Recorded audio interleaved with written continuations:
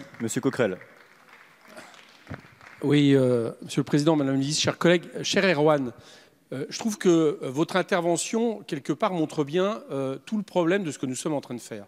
Parce que si je comprends bien, on est en séance extraordinaire, théoriquement, pour travailler sur la question, au départ, de la moralisation dans la vie publique. Je sais, le nom a changé. C'est quand même assez étonnant, ces lois dont le nom change à la fin, parce que finalement, on s'aperçoit les uns et les autres qu'on n'a pas fait grand-chose malgré tout.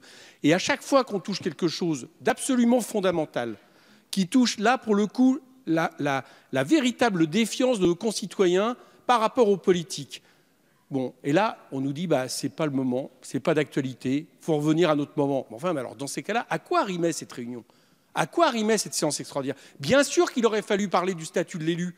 On n'aurait pas perdu notre temps à essayer de travailler, puisqu'on a travaillé dans le détail à certains moments sur des mécaniques pendant des heures et des heures et des heures sur la question uniquement de justificatifs de frais. Mais on aurait mieux valu parler là réellement des vrais problèmes.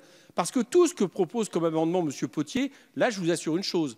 J'ai entendu l'autre jour M. de Rugy, dans son discours lors du cocktail qui coûtait si peu cher, être en train d'expliquer que ça ne se faisait pas de dire que ça ne se faisait pas de dire que des députés souhaitaient des vacances. Mais alors, je ne sais pas si ça c'est populaire ou pas chez les Français, mais alors moi je vous dis une chose, on propose par référendum les 3 amendements de M. Potier, il y a une large majorité pour estimer que oui, quand vous êtes député, c'est normal de penser que vous ne pouvez pas avoir un autre mandat rémunéré et une autre activité rémunérée et que personne ne nous a obligés à cette charge absolument extraordinaire qui est celle de représenter la nation.